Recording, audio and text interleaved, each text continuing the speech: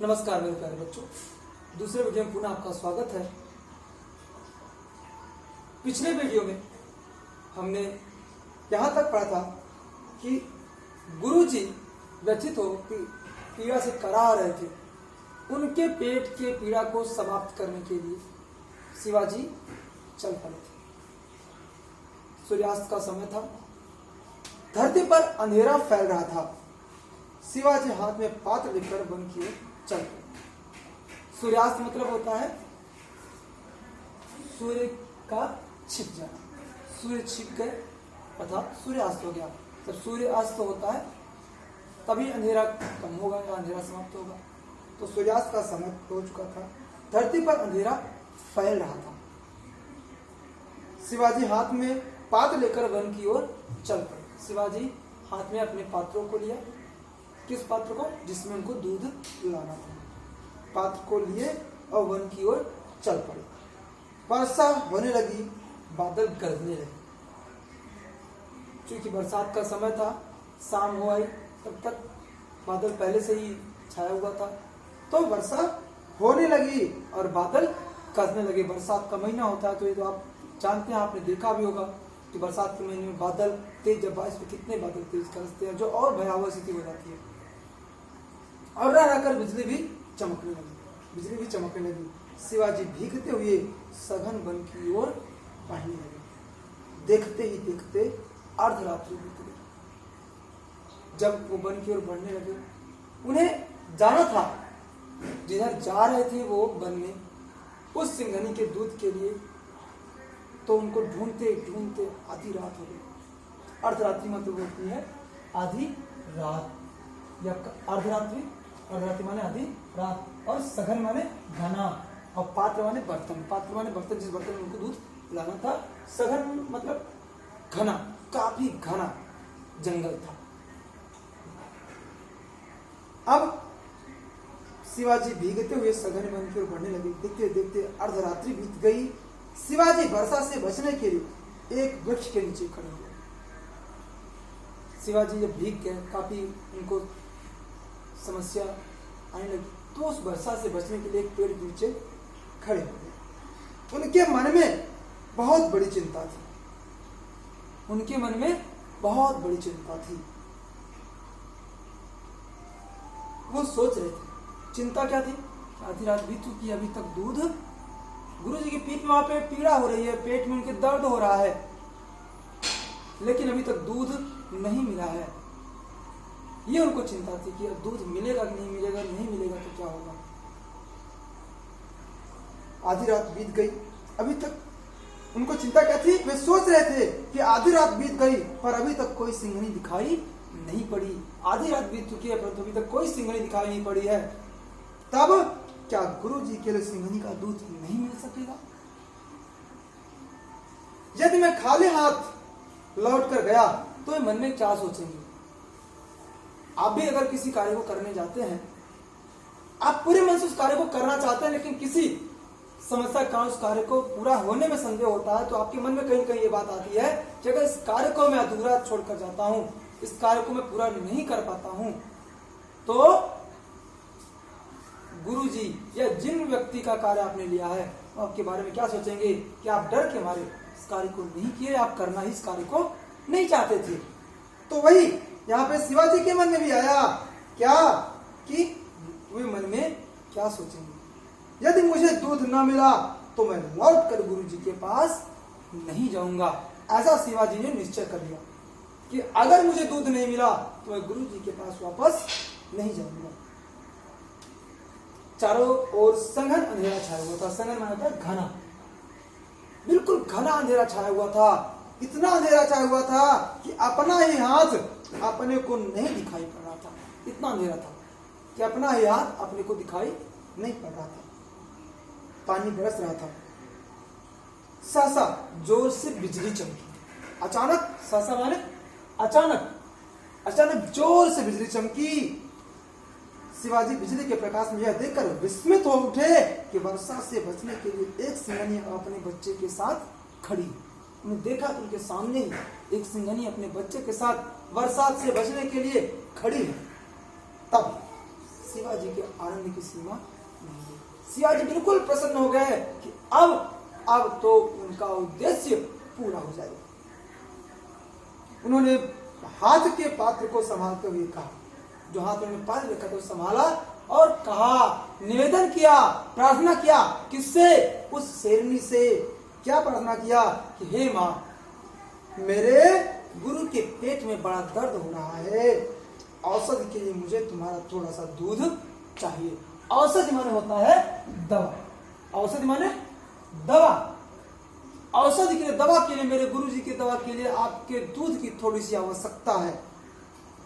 तब सिंघनी ने अपनी गर्दन झुका दी। गर्दन झुकाने का मतलब उसने अपनी स्वीकृति दे दी कि ठीक है, आप दूध को ले सकते हो। और शिवाजी ने उस सिंघनी की तरफ का दूध दुहा। उस सिंघनी के दूध को जाकर उन्हें दुहा। कैसे दुहा? जिस तरह गाय का दूध दुहा जाता है, इस तरह से गाय के दूध को दुहा जाता है। अपने आप ने देखा होगा गाय भैंस के दूध को जिस तरह से हम दूहते हैं, उसी तरीके से शिवाजी ने उस सिंघनी के दूध को दुहा। जिस तरह शिवाजी ने सिंघनी के दूध को ले जाकर स्वामी रामदास को दिया, स्वामी जी ने उनकी पीठ झुकते हुए कहा, शिवा, तुम अपने प्राणों पर खेलकर मेरे सिंघनी का दूध लाए हो। एक दिन तुम सिंह के समान ही प्रबल पराक्रमी बनोगे। प्रबल पराक्रमी मन होता है, पीठ को उठाने शाबाशी उन्होंने दिया और कहा, एक दिन तुम प्रबल पराक्रमी बनोगे। प्रबल माना होता है बलवान, पराक्रमी माने सूरवीर। बलवान और सूरवीर बनोगे।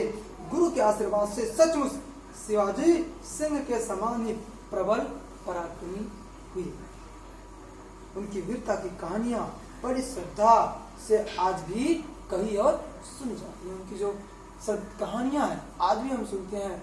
कई सारी कहानियां उनकी वीरता की है। लोग शिवाजी का नाम आज भी महाराष्ट्र में, चूंकि वो महाराष्ट्र के शासक थे, मराठा राज्य वहां से उन्होंने स्थापित किया था, आज भी वहां पे शिवाजी का नाम बड़ी गर्व से लिया जाता है। उन दिनों के शिवाजी रायगढ़ के दुर्ग में थे। अब यहाँ पे उस घटना चक्र को दूसरा घटना चक्र प्रारंभ होता है कि उन दिनों शिवाजी रायगढ़ के दुर्ग में थे। दोपहर के पूर्व का समय था। दोपहर के पूर्व का मतलब होता है दोपहर के पहले का समय, अर्थात लगभग आप ये कह सकते हैं कि 10 या 9-10 का समय था। 9 बज रहे थे या 10 बज रहे थे, ऐसा हो सकता है। दोपहर के समय से पूर्व कंधे पर झोला लटकाए रामदास शिवाजी के द्वार पर जा पहुंचे। कंधे पर झोला लटकाए हुए वो रामदास शिवाजी के द्वार पर पहुंचे। उन्होंने द्वार पर खड़े होकर आवाज दी, जय जय राम। एक साधु सन्यासी आकर के अपने इष्ट देव का नाम लेता है। तब शिवाजी गुरु की आवाज पहचान गए। शिवाजी अंदर थे, वे गुरु जी की आवाज पहचान गए और गुरु जी की आवाज पहचान कर झट से बाहर निकले। उन्हें देखते ही स्वामी रामदास बोल उठे, शिवा, आज मैं तुम्हारे द्वार पर भिक्षा मांगने आया हूँ। गुरु जी अपने शिष्य से बोले, हे शिवाजी, हे शिवा, आज मैं तुम्हारे द्वार पर भिक्षा मांगने आया हूँ। तब शिवाजी चिंता में पड़े कि आज गुरु जी मेरे पास भिक्षा मांगने आए हैं, मैं अपने गुरु को क्या दूं। जैसे आपके घर पे कोई आपका इष्ट, बहुत ही घनिष्ठ संबंधी या आपके शिक्षक, आपके गुरु आपके घर पे पहुंचते हैं तो उस समय आपके मन में कई तरह की भावनाएं जागृत हो जाती हैं कि मैं उनके लिए क्या कर दूं। ये मेरे गुरु जी आज आए हैं, तो इनके लिए क्या कर दूं। वैसे ही आज शिवाजी के मन में भाव उत्पन्न हुआ।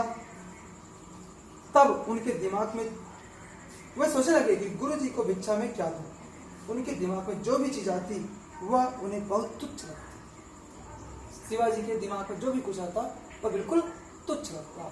तुच्छ होने होता है महत्व नहीं, इसका कोई महत्व नहीं, छोटा। फिर वे क्या करें तो क्या करें, फिर वो करें तो क्या करें, फिर वो क्या करें। अब उनको सोच नहीं रहा था कि वो क्या करें। शिवाजी सोचते हुए भीतर गए और कुछ क्षणों बाद ही बाहर निकले। शिवाजी सोच रहे थे, तभी वो भीतर गए और कुछ देर बाद बाहर आए और उनके हाथ में कागज का एक टुकड़ा था।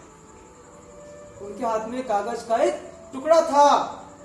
उन्होंने उसी टुकड़े को मोड़कर स्वामी रामदास जी की झोली में डाल दिया। उन्होंने कागज का जो टुकड़ा लिया था उसी को मोड़ा और स्वामी जी के झोले में डाल दिया। स्वामी रामदास कुछ नहीं बोले, क्योंकि वो एक सन्यासी थे। वो कभी नाराज नहीं, उन्होंने नाराजगी नहीं व्यक्त की कि कौन क्या देता है, वो जो मिला वो लेके आगे बढ़ जाते थे। वही यहाँ पे स्वामी रामदास जी चुपचाप उस झोली में जो भी उनको मिला चुपचाप उसे खोलकर देखा भी नहीं, आगे चले गए।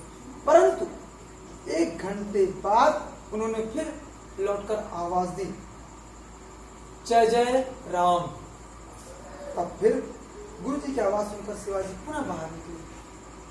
उन्हें देखकर स्वामी रामदास बोले, शिवा, अगर तू 2 मुट्ठी आटा मुझे भिक्षा में देता तो मैं बाटी बनाकर खाता, पर तूने तो मुझे कागज का टुकड़ा दिया, मैं इस टुकड़े को लेकर क्या करूँगा। मेरे प्यारे बच्चों, आज के वीडियो में बस इतना ही। आपके लिए गृहकार्य है, इस पाठ को जो पढ़ाया गया है इस पाठ को पढ़ना है और कठिन शब्दों को लिखना है। शब्दार्थ जो भी मैंने अभी यहाँ पे लिखे हैं उनको अपने उत्तर पुस्तिका में लिखकर याद करना है, यह आपके लिए गृहकार्य होगा।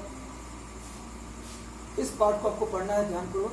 बाकी इसके आगे की कहानी अगली कक्षा में मैं आपको बताऊंगा और इसका गृहकार्य भी मैं आपको आगे की कक्षा में दूंगा। परंतु इसके पहले आज एक गृहकार्य आपके लिए और होगा। इसमें कुछ बहुविकल्पी प्रश्नों के पढ़कर सही उत्तर देना है, सही निशान लगाना है, वो मैं आपको यहाँ पे दिखा देता हूँ। यह आपको ये करना है। प्रश्न है कि शिवाजी कहाँ के राजा थे? उत्तर होगा महाराष्ट्र। दूसरा, शिवाजी के गुरु का क्या नाम बताइए? तो अभी हमने कई बार बातें की, स्वामी रामदास। गुरुजी ने शिवाजी की परीक्षा लेने के लिए क्या मंगवाया? हमने ध्यान से पढ़ा, शेरनी का दूध। फिर अब गुरु रामदास जी के शिष्य शिवाजी ने भिक्षा में क्या दिया? उन्होंने सारा राज्य दिया था। यह भी आप कर लेंगे। फिर अगले वीडियो में हम आपको इसके आगे पढ़ाते हैं। तब तक के लिए धन्यवाद।